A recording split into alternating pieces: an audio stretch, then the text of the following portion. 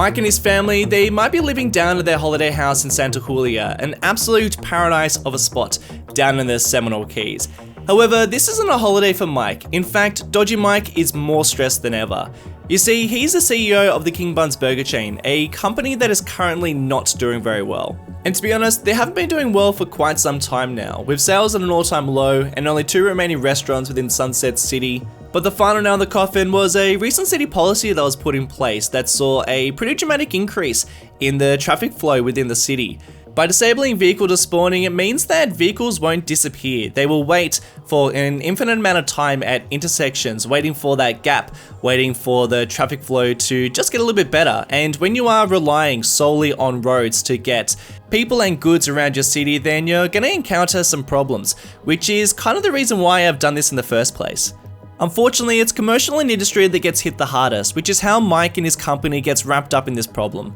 Luckily though, we are going to be working on this. We are going to be trying to fix some problems with our road connections, our intersections, and our traffic flow to see if we can survive with vehicle despawning turned off.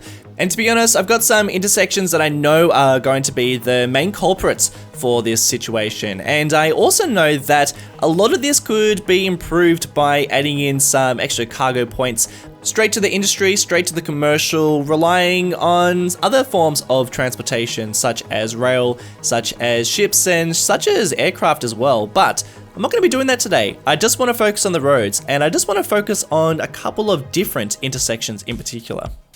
But of course, before we get to the traffic fixes, I needed to place down at least one more of these King Bun restaurants. It's a bit of a stretch to call it a restaurant, and it's a bit of a stretch to call it a chain when you only have the one. So now we have 2, and I would like to place down some more as we continue to build up the city. But for now, we've got 2.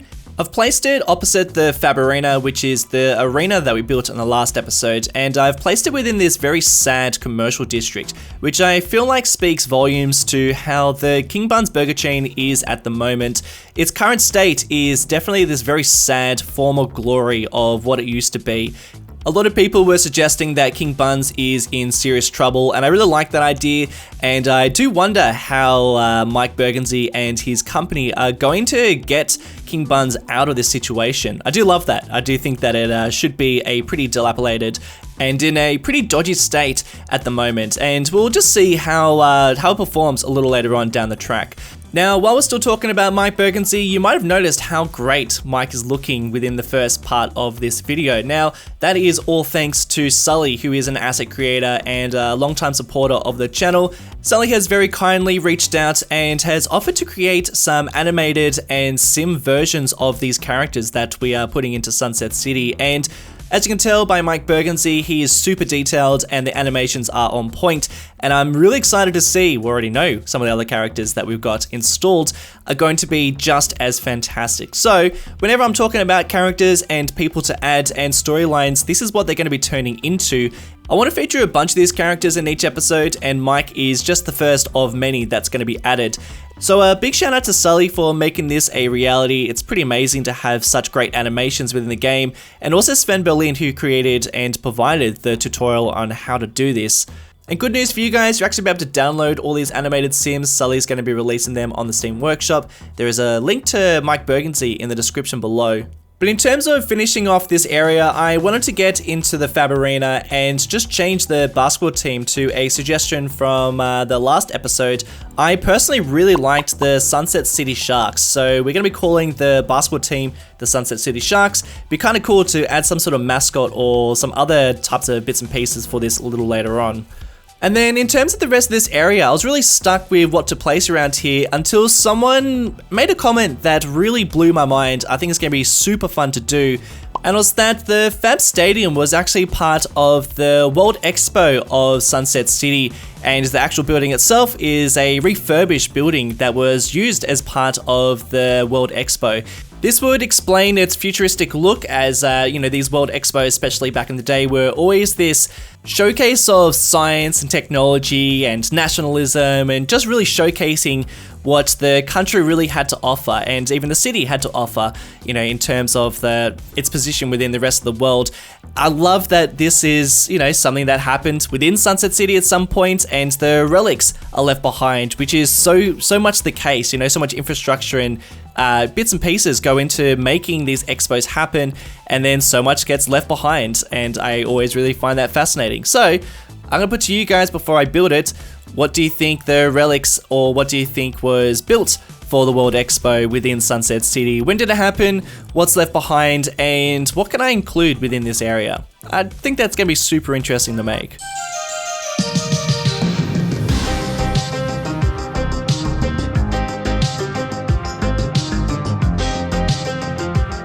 Alright. It's time to stop beating around the bush. It's time to build an intersection. I'm not great at these, but I do enjoy doing it. I enjoy working on traffic fixes, and I knew that I was going to somehow fix a lot of the problems just by adding in at least one more.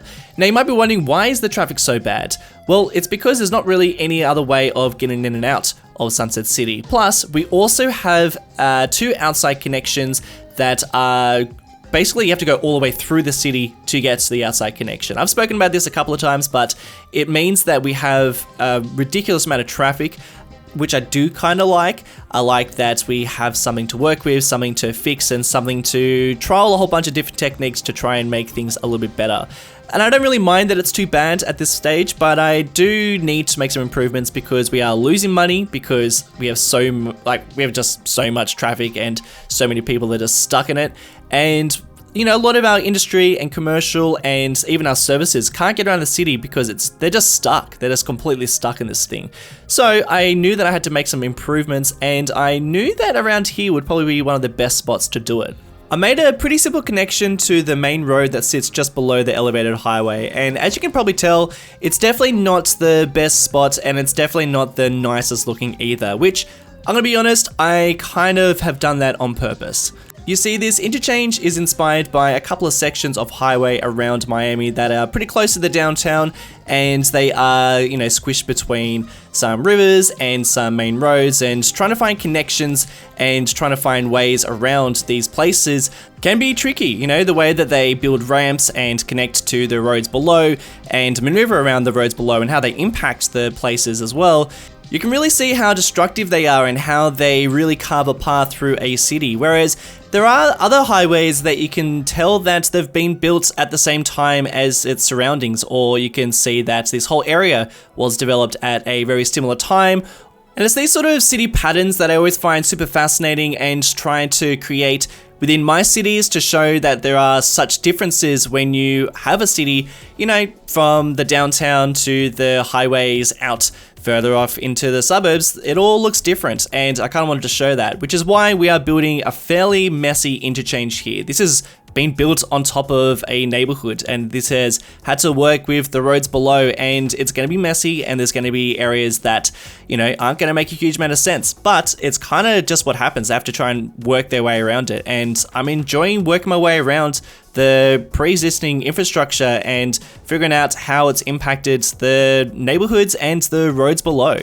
Which is why I really like this diagonal road, which is very inconveniently in the same location as this very, very busy spot for the highway as it connects up to the main road here. But it's a very important road. I need to connect it up. So what I'm going to do is, rather than demolishing those diagonal roads, I'm going to convert them into one-way roads just for that little section, because now they're going to act as a slip lane for the vehicles that are either bypassing that very busy connection to the highway, or they are using it as a way to get into other areas of the city. So that's just like one way of kind of trying to make an area like this work, and it's just a bit of a city quirk, which I always love. I always love finding places on Google Maps and thinking, oh man, that's so weird, or that's so inconvenient, or I like the way that the city's trying to make that work, or kept it, or demolished it. All those sort of things make it interesting, and that's why I like building interchanges like this in areas like this.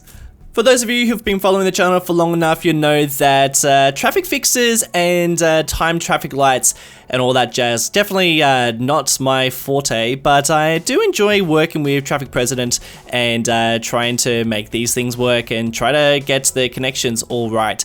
You know, this sort of stuff takes me forever, and it always looks like it comes together so quickly, but really this is just multiple hours of connecting up nodes, or connecting up lanes I should say, and seeing what works best. There's a lot of pressing play and just watching the traffic flow and seeing if it connects up nicely.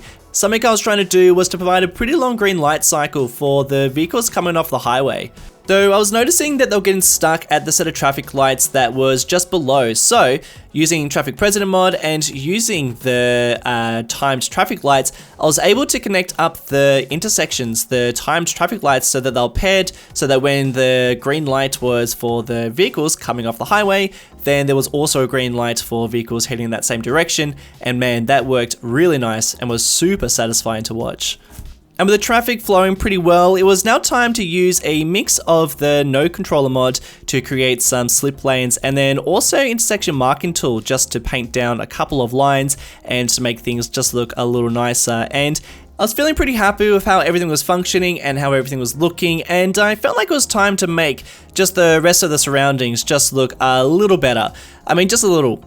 We're gonna get into some more detailed work a bit later on, but for now, I just felt like the highways and the ramps and the underpass as well just wasn't looking that great. I didn't really know what to put around here, and I feel like there's a whole episode where we do a lot more detail underneath the highway, but for now, I did just want to put this concrete slab that sat underneath this one. You know, this section does connect up to the ground, so it's not exactly elevated, and I kind of like that. I feel like I might want to do a couple more sections like this, rather than just having this very intrusive highway that just is elevated over all this other section. I kind of feel like it'd be nice to have something that was maybe a little bit different to what's happening closer to downtown, and maybe something that was just, you know, a bit different to what's happening in Miami. I feel like it's mostly elevated, particularly around here, and it's not like this isn't elevated anymore. It's just, you know, a different type of, you know, just looks a bit different, which I am not opposed to, and, you know, still trying to figure out what it's going to look like and what the style is going to be. I'm going through and using node controller here just to expand and change where some of these nodes sit, just so we can make some better connections, just so that the traffic can flow a little more evenly, and also using the intersection marking tool as well, just to connect up some of these lines so that they look a lot nicer and they make a lot more sense for the motorists on the highway. I also want to go through and just add in some of these fillers, and I'm also going through and just reconnecting up some of these ramps. And then the last little bit of detail was using network skins just to remove the lamps below to stop them from poking through to the highway above. And with that last little bit of highway detail and the traffic flowing beautifully through this intersection, that, my friends, is how you can fix bad traffic within city skylines just by following those simple techniques, just by creating one simple intersection, and you can fix all the traffic in your city by following my steps. And obviously, probably need to do a little bit more than just build one interchange. My next strategy was to click on some of these cars to see where they were heading, and as it turns out, a lot of them were going to the same building. There's one building within downtown Sunset City, and I thought, you know what, rather than making this a building that tourists can visit, let's make it into an office so that people will work here instead. I'm using the Rico Revisited mod, which then allows me to go into some of the settings and change the properties of these buildings. Rather than being a unique building, I'm turning it into an office that then holds a certain amount of people, so then they'll work here instead. That means people won't just drive here from outside connections, they'll instead get here from using some of the roads rather than this highway that's getting very congested. My next strategy, and arguably my best one, was just to go back and enable despawning. And with that, the traffic situation was fixed. It was, of course, never going to work. It's naive to think that Sunset City is even anywhere close to be able to disable despawning. And I would like to know from you guys, have you done it in your city? Is it surviving? Is it possible? Maybe it is. It's, you know, I'm gonna be honest, traffic flow and, you know, disabling vehicle despawning isn't something that I usually do, but I would really like to work towards it in Sunset City. But there's still so much more to do. We need to actually set up a bus network, and we actually need to add some cargo terminals so that traffic can actually flow much better to those industrial areas and the commercial districts as well. But, you know, even just doing that, even just changing our settings back, as you can see, it's still not great down here. It's actually still very, very bad. It just means, though, things don't just completely come to an absolute halt and, you know, things are actually somewhat working, but traffic is still absolutely terrible. But even just going through and implementing similar techniques, creating slip lanes on some of these intersections that you know, allow for traffic to make right-hand turns when there is no traffic coming from other directions, and using timed traffic lights as well on areas like this just to create extra traffic flow, better traffic flow in some areas that actually can handle it, then we are able to actually improve some of these areas and see better functionality as well, which is really great. So I decided to spend a little bit of time just going through some of the busiest areas within Sunset City, not just fixing the roads using Traffic President mod, but also going through and just making intersections look a little better using node controller and even intersection marking tool, adding in extra little bits of detail here and there, but just going through and just changing the way that some of the traffic lights work using some of the timed traffic lights, and then even finding sections that have these main roads that could actually just they don't really need to have a set of traffic lights at every single intersection here. So disabling some of those intersections so that we only have vehicles crossing the road at certain spots rather than every single one actually makes a huge difference. But the biggest problem that was still, I mean, it still looked like I had traffic despawning disabled. I, you know, had to work on this one. This was always going to be a very bad intersection because this is where our industrial zone sits, and we also have an outside connection here too, so it's going to be an absolute nightmare anyway. But I did want to just make a couple of changes, just widening some of the roads and also just making the timed traffic lights here just allow for better traffic flow. Helped a little bit, but we need a lot more than that. There is, if you can see, a train line that actually sits underneath, and that might just be the next episode. We'll just see how that one goes. But it's funny how just some simple fixes can make some really big improvements, and I decided to get back to our intersection just to make some detail work around here. Because as you can see, it's looking a little bit green, we've got some green patches, and I didn't want to just leave it like that. I needed to build something around here. The question is, what? This whole area is in fact inspired by two places in Miami, one of which is Little Havana, which also has a very similar diagonal road. And even culturally, I like this area to be home to a lot of people from Cuba and Central America, and even architecturally, a lot of Spanish colonialism and, you know, influences from Cuba. I like this area to have a, you know, real distinct style to it. And then the neighborhood just on the opposite side of the highway is going to be inspired by Wynwood, which is a neighborhood I've already spoken about, but it's a neighborhood that was had like a really rich culture and was you know, really vibrant, full of art, and was in fact one of the oldest neighborhoods of Miami, and was just really really squashed and really went south when the construction of the highway was built over the top of it, really dividing the place. Now I'm trying to imagine what these two places are going to look like and feel like, and how they are represented in Sunset City and how they're represented in 1980s. Two neighborhoods. I know I said they were going to be the one, but I mean two. They're kind of like separated by this highway. And so my question to you guys, and I've got a couple of them, and they're kind of important. They're probably some of the most important questions to do with Sunset City, is what are these neighborhoods like? I would love to know a little bit about them before I start developing them up. Is there an important character that's going to come from these neighborhoods that is going to be part of our story of Sunset City? I would really hope so, and I would love to know who they are. And in terms of our representation of Little Havana, you know, we've actually got our own version of Cuba that's going to look really different to Cuba, but taking huge inspiration from there. Now, I'm assuming I'm going to call it Cuba. You know, this Seminole state is Florida, it's America, but I haven't really decided whether or not that little island over there is going to be Cuba or whether it's going to be something completely different. Like, let me know. I'm still not sure, but I'm leaning towards it being Cuba. And this neighborhood that we're going to be, that I'm kind of working on right now, and it's really only just a bit of a work in progress. Are we calling this Little Havana? Because I sort of feel like we call it something completely different. So I'm going to leave it to you guys. Do let me know. I kind of wish I asked this question at the beginning of the episode so I'd get more feedback, but I guess this is fine. But yeah, get in touch. I am super keen to find out some more info about this area. But for now, I'm just sort of detailing it up with a couple of buildings that really, you know, have such a different style to other areas of Sunset City. And I love it. I think it really pops and really shows a real difference in neighborhoods, which I do want to represent. You know, I want to show such different types of neighborhoods within Sunset City. And I actually don't feel like this is the center of this neighborhood, but it is a corner of it, and I think it's a pretty interesting spot. And I'm looking forward to working around here a little later on down the track. But guys, for now, that is it for today's episode. Thank you all so much for watching. I really do appreciate it. And a huge shout out to Sully for his creations. Man, oh man, show him some love in the comment section below or on the Steam Workshop, or both. I can do it on both. And then while I'm giving some thanks, a big shout out to Tyler Todd, Steve, and Donzo. You've just become patrons. Thank you guys so much for your support. And then my longest supporters over on Patreon: Christopher C. Penny, Alec Williams, Holly Softy, Brandon Ash, Micah McFarlane, Stephen Hayner, Bogdatari, Robert Maynard, and Kira Floke.